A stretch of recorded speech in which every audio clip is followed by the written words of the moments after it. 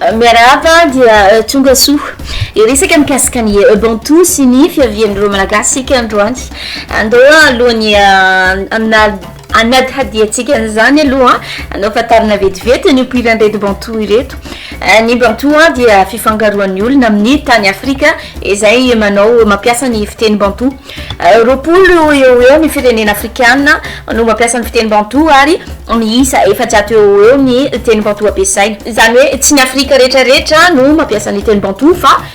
karazana etnia karazana foko ny olona maromaro no mampiasa ny teny bantou tamin'ny vidéo farany zany mikasika ny tantarany Madagasikara zany ataoko tao amin'ny info éveil dia raha tadiditsika dia ny teny hoe manakaiky kokoa ny afrikana ny bantou izay hoe ny afrikana mampiasa ny fiteny bantou ny razambe malagasy izay tena razambe izay tena malagasy satria ny tenytsika hoe ny austronosiana ve sa ny afrikana ny tena razambe malagasy zany hoe manakaiky kokoa ny foko ny teny bantou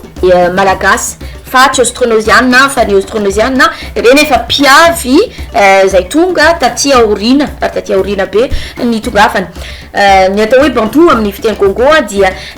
raha amin'ny fiteny Congo izy ba midika hoe ireo zavatra be tabe na le amin'ny teny frantsay ary ny to kosa indray dia tenenana hoe olona na humain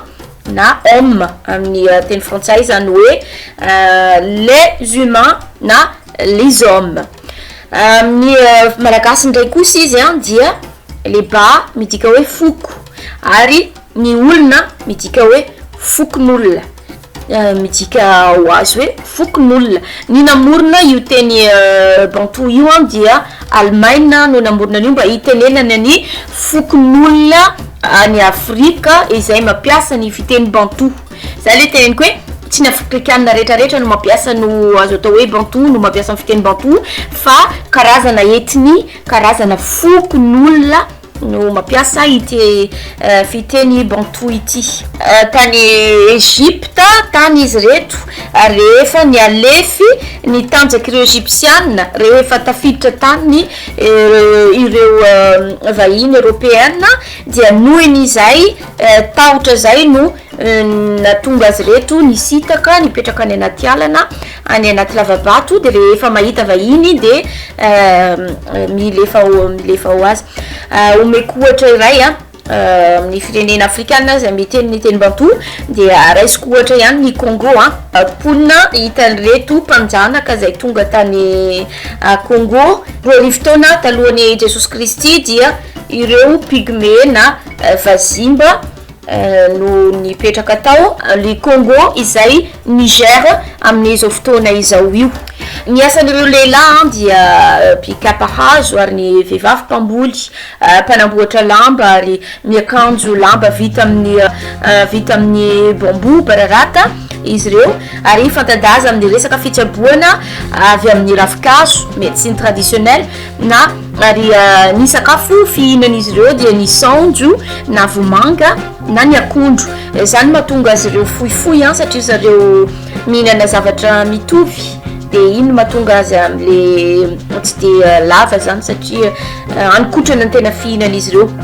piaza sy mpanevy ary mpamaky vato zany tena asa fanaon'izy reto ary fantadaza amin'ny fahaizana mandihy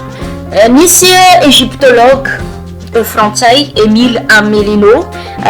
mpikaroka ny firenena zay namolona ny Egypte dia nanao fikarohana manokana tao Abydos atsimon'ny Egypte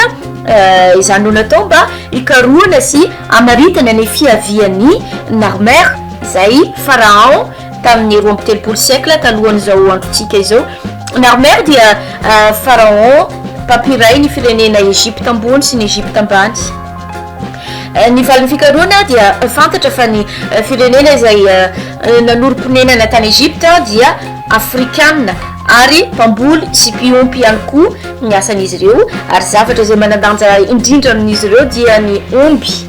radinitsika ireo zavatra vitsivitsy ireo dia manakaiky kokoa ny malagasy ireo zavatra reo tamin'ny vidéo mikasika ny Madagasikara zany ataoko dia ny teny zao hoe ny teny bantou akaiky kokoa ny fiavian'ny malagasy zany satria raha ny fomba ny olona teto Madagasikara voalohany dia ireo vazimba pygmé ary ny olona piaza mpamboly ary mipetraka anaty ala tsy dia mifangaro amin'ny vahiny ary olona mahay ny resaka zava-maniry sy resaka fitsaboana araka zava-maniry no tena fataon'izy reto raha dinitsika zany ireo zavatra reo dia mifanakaiky kokoa amin'ny ireo razany malagasy zany ny foko zay mampiasa ny teny bantou na ny aborigène satria samy vazimba ny olona hitan'ireo mpanjanaka toy ny hollandais tany Afrika Atsimo toy ny l'aborigène tany Australie zay mpiavy ny alafitany Israel amin'izao fotoana izao io zany hoe nisy an'ireto olona reto tany Egypte sy Israel zay iadiany Palestine sy ny Israel amin'izao samy tsisy tompony izy roa fa miady ireto pygmé reto zany ny tena tompony izay nipetraka tany Egypte nipetraka tany Israel ary rehefa nanomboka tafiditra tany ny européenne de ny alefy ny tanjaky ny ireto bantou reto foko miteny bantou ireto dia ny fidramonina ny verina nakaty en Afrika tamin'ny vidéo mikasika an'le tantaran'i Madagasikara ihany koa ny teny atao hoe Mikeano tena akaiky kokoa ny nipoirany razan'i Madagasikara satria mpiompy mpiaza mpamboly mipetraka any an'ala na any anaty lavabato fa ny malagasy sasany efa métissé zany efa mifangaro amin'ny arabo firenena afrikana hafa tamin'ny teo ihany koa ny vague ny esclavage zay ny fanakalo ny malagasy sasany nentina natao esclavage tany Afrika sy ny toerana Amerika sy ny Afrika Atsimo ireny toerana reny ihany koa niditra taty dia fifangaroany izay zavatra izay no natonga ny malagasy efa betsaka métis ny asiatika efa taty afara zay vao tafiditra tany Madagasikara satria ny sakafo foanina dia anikotrana ny tena foan'izy ireo ny vary efa taty aorina zany hoe tsy dia nanana tanimbary nanamboatra zany tanimbary zany izy reto fa efa rehefa tafiditra taty nanjanaka ny malagasy ny asiatika dia izay no ny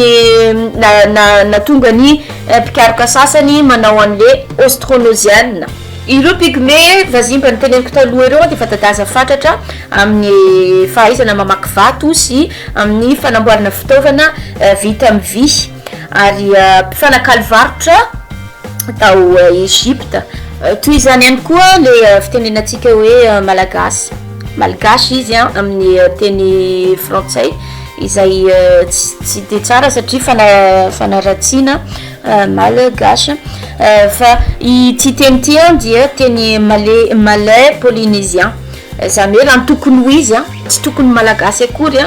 ny malagasy satria fiteny zay noetiny reto mpivahiny izay mahatonga azy ireo miteny hoe austronisienne no namorona an'le hoe malagasy fa raha ny tokony ho izy raha ohatra ka Madagasikara de tokony gasikara zany no fiantsona ny malagasy ny français ny fiantsona ny olona ao France ny anglisy les anglais ary ny amerika les américains ny américaine ny anglisy ny frantsay ary ny Madagasikara zany raha tokony ho izy tsy tokony ho malagasy satria tsy misy fifandraisany mihitsy izy roa reo raha Madagasikara no izy de tokony gasikara ny tena tokony itenenana atsika fa tsy tokony atao hoe malagasy na ary farany ratsy raha le hoe malgasy ohatra zavatra itovizana indray ny fiteny ampiasainy reto Israel reto raha miteny ray zao de baba ny fiteny ampiasainy any amin'ny sisisiny indray dia yaba na baba de nampiasainy eto ampivoatany dada na mama dia efa teny vahiny zany amin'ny teny anglisy daddy ary amin'ny teny mami ny fitenenany maman ary amin'ny teny frantsay maman na papa dia hitanareo amin'izay fa atsika zay aty afovoan-tany teny hoe mama de fa avy amin'le maman na avy amin'ny mami amin'ny teny anglisy zany hoe ny anglisy rehefa tonga nananjanaka atsika reo frantsay tonga nananjanaka atsika izy ireny no napitra nyreto fiteny reto ny azentsika zay tonga nananjanaka ihany koa napitra n'le teny hoe malagasy satria malais de napidirina le teny malagasy de ny afoeziny frantsay malgasy dia raha tena fatarina zany ho an'ireo mpikaroka ny fipoirany Madagasikara tokony fatarina zany zavatra rehetrarehetra zany mbola tantara lava be izy ty ary mbola tsy tena afa-po ny tenako fa mbola naovako fikarohana tsara ary mbola hotohizako dia zay indray ny androany aloha dia hotohizako indray ty resaka gasikara ty amin'ny manaraka dia isaorana betsaka dia veloma daholy veloma tompoko